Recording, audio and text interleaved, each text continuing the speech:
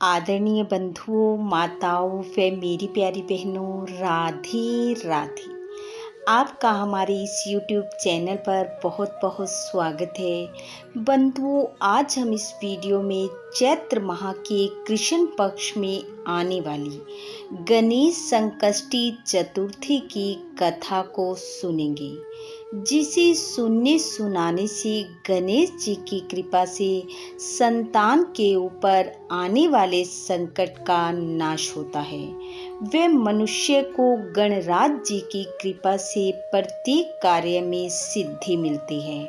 कथा सुनने के बाद यदि आप हमारे चैनल पर नए हैं तो कृपया हमारे चैनल को सब्सक्राइब करें, बेल आइकन को प्रेस करें ताकि हमारी वीडियो की नोटिफिकेशन सबसे पहले आप तक पहुंचे।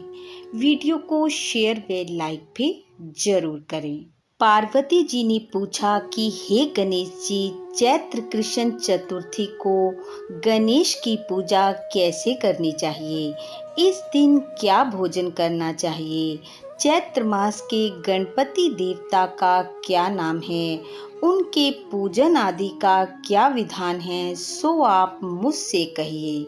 गणेश जी ने कहा, हे महादेवी, चैत्र कृष्ण चतुर्थी के दिन विकट नामक गणेश की पूजा करनी चाहिए। दिन भर व्रत रखकर रात्रि में षोडोपचार से पूजन करना चाहिए।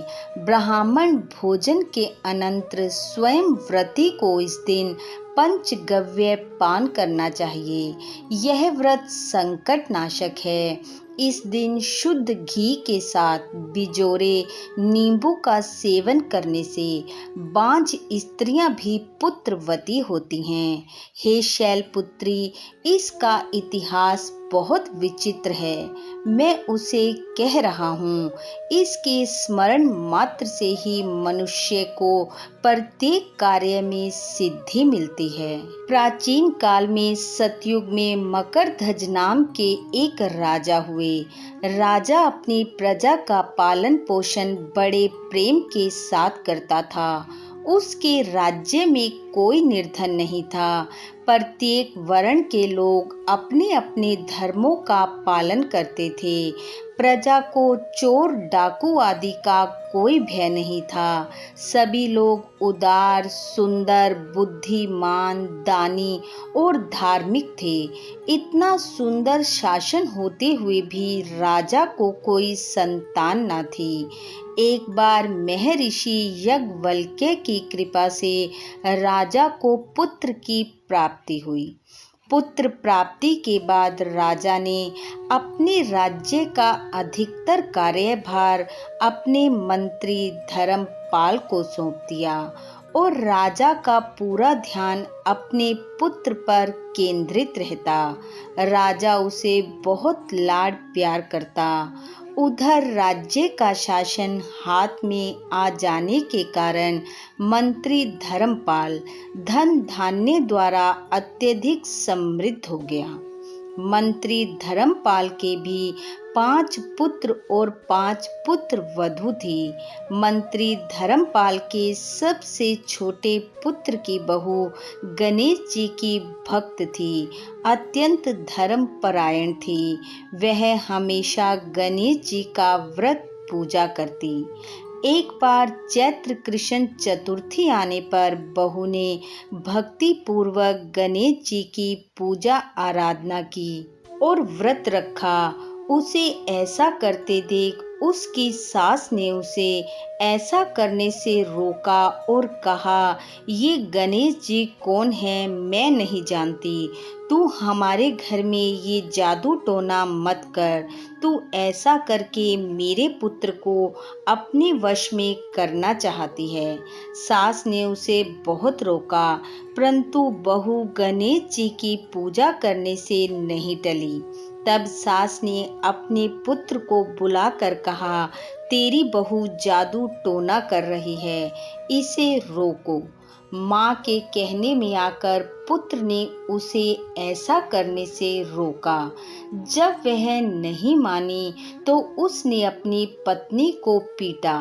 इतनी पीड़ा सहकर भी बहू ने व्रत को किया और गणेश जी के आगे प्रार्थना करने लगी कि हे गणपति जी, आप मेरे सास ससुर को सबक सिखाओ जिससे इनके मन में आपके लिए भक्ति भाव जागृत हो।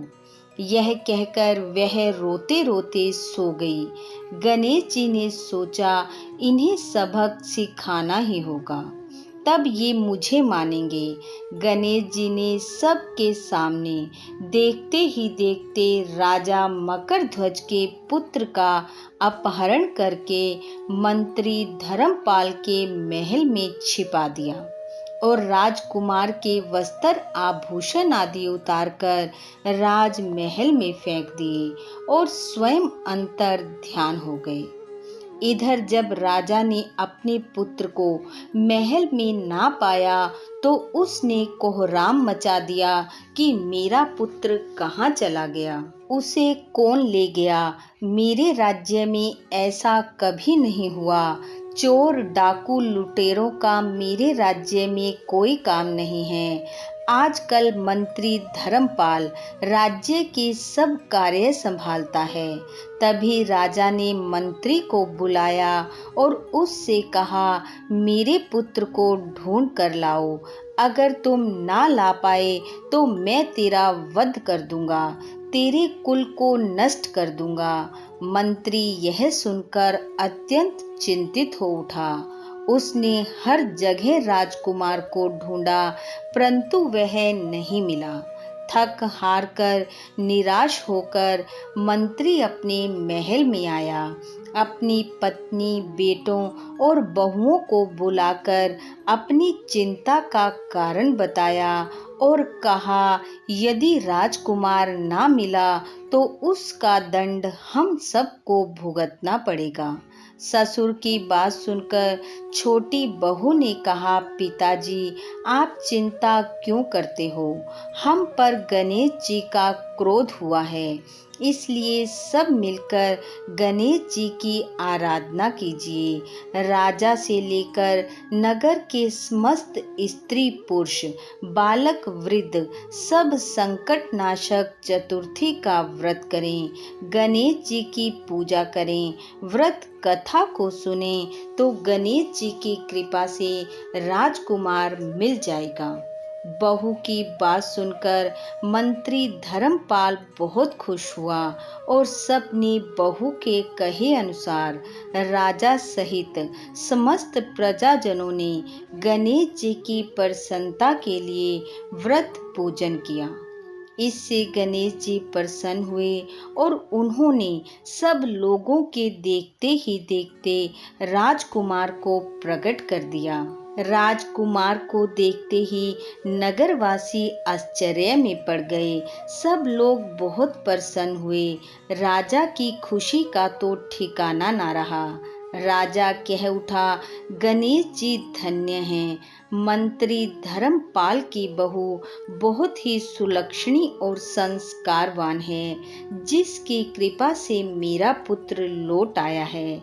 सबने मिलकर गणेश जी को प्रणाम किया और तब से सब लोग इस संतानदायक संकट नाशक व्रत को निरंतर विधि पूर्वक करते रहे।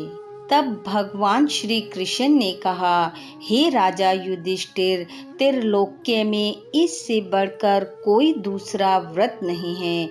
हे कुरुकुल दीपक, आप भी अपने कलेशों के शमनार्थ इस व्रत को अवश्य कीजिए। श्री कृष्ण के मुख से इस कथा को विस्तार पूर्वक सुनकर युधिष्ठिर ने बड़े ही भक्ति भाव से चैत्र कृष्ण चतुर्थी का व्रत किया और गणपति जी की कृपा से अपने खोए हुए राज्य को पुनः प्राप्त कर लिया।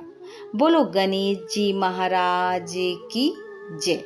हे गणेश जी महाराज, जैसे आपने राजा के पुत्र के ऊपर आए संकट को काटा, वैसे सबके संकटों को काटना। इस कथा को सुनने वाले, सुनाने वाले सबकी रक्षा करना, सबके मनोरथ पूरे करना, इन्हीं शुभकामनाओं के साथ आप सबका बहुत बहुत धन्यवाद। राधे राधे।